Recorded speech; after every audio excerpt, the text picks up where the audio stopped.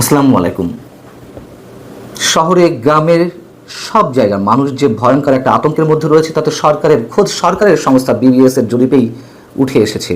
সন্ধ্যার পরে মানুষের একটি বড় অংশ ঘরের মধ্যেও নিরাপত্তা বোধ করেন না, অথচ এইগুলোকে সরকারের দায়িত্বশীল ব্যক্তিরাই সমর্থন করে আসছেন, যেগুলো মব নয়, প্রেশার গ্রুপ। প্রধান উপদেষ্টা প্রেস সচিব কদিন আগেই তো এই মন্তব্য করলেন প্রকাশ্যে। তারই ধারাবাহিকতায় এখন ডক্টর মোহাম্মদ ইউনূসের ভাষাতে, যিনি মাস্টার মাইন্ড ২৪ আন্দোলনের, সেই তথ্য সম্প্রচার উপদেষ্টা মাহফুজ আলম কিছুক্ষণ আগেই ফেসবুকে একটি পোস্ট দিয়েছেন মবকে জাস্টিফাই করার জন্য। সরাসরি সরকারের সমর্থনেই তাহলে মব চলছে, কথা আমরা নির্দ্বিধায় বলতে পারি। মাহফুজ আলম তার ফেসবুক পোস্টে বলছেন, জুলাইয়ের বিপ্লবী ছাত্র জনতা মব নয়, মব ভায়োলেন্স প্রতিরোধের দরকার ফ্যাসিবাদী ব্যবস্থার বিলোপ, আইনের শাসন কার্যকর ও জবাবদিহিমূলক গণতন্ত্র। বেশ ভালো কথা। ২৪ আন্দোলন তো এভাবেই হয়েছিল, সাধারণ মানুষ তো এগুলোই চেয়েছিল। শেখ হাসিনার বিরুদ্ধে দীর্ঘদিনের পুঞ্জীভূত ক্ষোভের যে বিস্ফোরণ ঘটেছিল, বা তাদের আবেগকে পুঁজি করে পেছন থেকে যারা প্লট নির্মাণ করেছিল, এভাবেই তো গণবিস্ফোরণ বা গণ অভ্যুত্থানের সৃষ্টি করেছিল। তারা তো আইনের শাসনটাই দেখতে চেয়েছিল। কিন্তু এইগুলোকে আইনের শাসন যা কিছু চলছে, এনসিপি বা জাতীয় নাগরিক পার্টি বা বৈষম্যবিরোধী ছাত্র আন্দোলনের নেতারা যা কিছু করছে, সেগুলো আইনের শাসন, নাকি আইনকে চরমভাবে বৃদ্ধাঙ্গুলি দেখিয়ে মানুষকে একটা আতঙ্কের মধ্যে রেখে তারা যা ইচ্ছে তাই করতে চাইছে? এবং সেটিকেই সমর্থন করছেন মাহফুজ আলম। তিনি বলছেন, কত অদ্ভুতভাবে এগুলোকে জাস্টিফাই করার চেষ্টা, যে মব এই দেশে প্রথম সৃষ্টি হয়েছিল বিহারি জনগোষ্ঠীর উপরে, তারপরে মব হয়েছে ছাত্র, তরুণ, মুক্তিযোদ্ধা এবং মুজিববাদ বিরোধীদের উপরে। বাংলাদেশের প্রতিষ্ঠিত রাজনৈতিক দলগুলো সরাসরি ইন্ধনে গত ৫৩ বছর মব হয়েছে ধর্মীয় সংখ্যালঘুদের উপরে। মবের ডেফিনেশন স্ট্রেচ করলে তথাকথিত জনতার আদালত, জনতার মঞ্চ, ৯৬, ২৮ অক্টোবরও। আচ্ছা, শাহবাগ সবই mob justice, mob violence.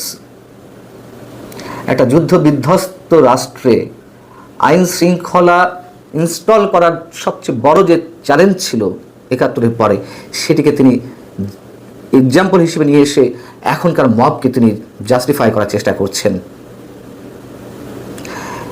Mahfuz Alam বলছেন, উদ্বেগের বিষয় হলো জুলাই বিপ্লবকে এখন মুজিববাদী বাম ও লীগের কালচারাল গুন্ডারা জুলাই পরবর্তী আইন শৃঙ্খলা পরিস্থিতির অবনতির সঙ্গে মিলিয়ে এমনভাবে পোর্ট্রেট করছে যেন জুলাই বিপ্লব শেখ মুজিবের নাতি জয়ের কথা মতো মবক্রেসি ছিল।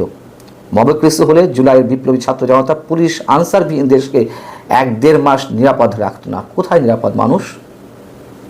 এবং শুধু সজীব ওয়াজের জয় কেন, মানুষ কথা বলছে না? এগুলো মব কিনা মানুষ প্রশ্ন তুলছে না? প্রশ্ন তোলা কি, মানুষ তো সরাসরি বলছে। তাহলে অবিচার কোনটা? আইনহীন দেশ বা ব্যর্থ রাষ্ট্রের এক্সাম্পল কোনটা? যেখানে সেখানে গণপিটুনি দেওয়া হবে, যেখানে সেখানে রক্তাক্ত করা হবে, আদালত থেকে শুরু করে সচিবালয় পর্যন্ত কোনো জায়গা মাপ পাওয়া যাবে না, শিক্ষাঙ্গনেও কেউ মাপ পাবে না। এইগুলো আইনের শাসন? এইভাবে আইনের শাসন প্রতিষ্ঠা করা যায়? কি অদ্ভুতভাবে আমাদেরকে নসিহত করছে, কি অদ্ভুতভাবে আমাদেরকে দেশে আইন কানুন শেখাচ্ছে। এবং তিনি বলছেন, গত কয়েক মাসে রাজনৈতিক ও সামাজিক ফ্যাসিবাদের অংশীদার না হয়েও হরে দরে মব ভায়োলেন্সের দায় নিতে হচ্ছে জুলাইয়ের বিপ্লবী ছাত্র জনতাকে। তারা সবাই বিপ্লবী যা করছে। এবং তিনি স্পষ্টভাবে বলছেন, জুলাইয়ের পরে মব হলে বা সে সুযোগ তৈরি করা হলে এত সুশীলতা আর অ্যাপোলজেটিক আলাপ আসতো না।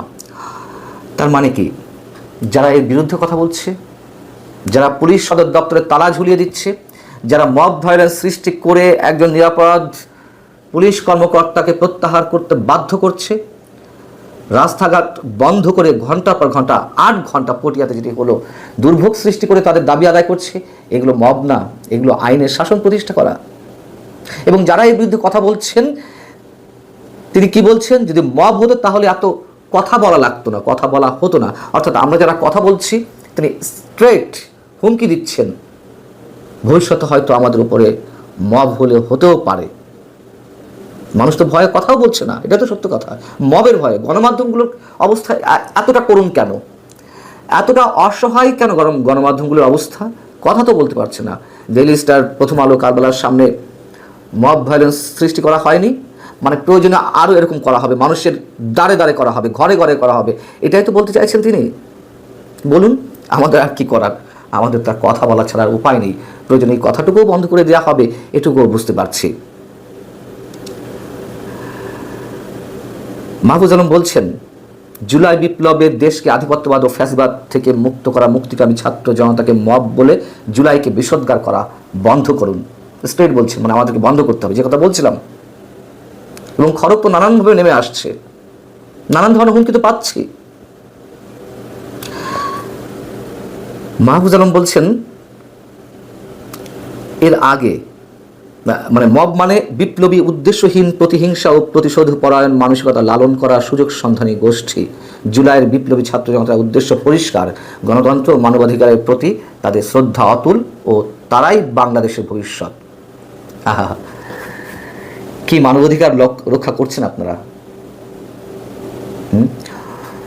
মানে কারোর বিরুদ্ধে অভিযোগ থাকলেই তাকে চ্যাংধুলাই করে উঠে নেওয়া হচ্ছে, রক্তাক্ত করা হচ্ছে। অভিযোগ না থাকলেও আওয়ামী লীগ, ছাত্রলীগ, যুবলীগ করার কারণে শুধুমাত্র সমর্থন রয়েছে, তাদের উপর হুমকি আসছে, খড়গ নেমে আসছে, মবের শিকার হচ্ছে। এটাই মানবাধিকার? এর আগেও মাহফুজ আলম স্পষ্টত হুমকি দিয়েছেন গণমাধ্যমকে। তিনি একথা বলেছিলেন যে কোনো কোনো গণমাধ্যম গণ অভ্যুত্থান বলে না, জুলাই আন্দোলন বলে, ফ্যাসিবাদকে ফ্যাসিবাদ বলে না, আওয়ামী লীগকে ফ্যাসিবাদ বলে না। মানে গণমাধ্যমে কী বলতে হবে, কী লিখতে হবে তিনি নির্দেশনা দিয়ে দিচ্ছেন প্রকারান্তরে। এবং ওই অনুষ্ঠানে তিনি বলছিলেন, এর দায় দায়িত্ব যদি জুলাই পরিবারে বা শহীদ পরিবারের সদস্যরা নেয় তো কী করার থাকবে। তার মানে জুলাই শহীদদের তিনি পুঁজি করে এরকম হুমকি দিচ্ছেন। জুলাই শহীদদের পরিবারের সদস্যরা যদি গণমাধ্যমে উপর আক্রমণ করে তার দায় দায়িত্ব তার উপর বর্তাবে না। প্রকারান্তরে এই কথাই বলতে চেয়েছেন। বলেন, ক্ষমতা আছে, বলবেন, করবেন, দেখাবেন, আমরা জানি, এটুকু আমরা জানি এবং ওইটুকু মাথায় রেখেই কথা বলতে হচ্ছে। কথা বলেছি শেখ হাসিনার সময়, এখনও বলছি এবং বলবো। কিছু হলে হবে, না হলে না হবে, কিন্তু সবাই তো আর নপুংসক হয়ে বসে থাকতে পারে না। ভালো থাকুন সবাই, আল্লাহ হাফেজ।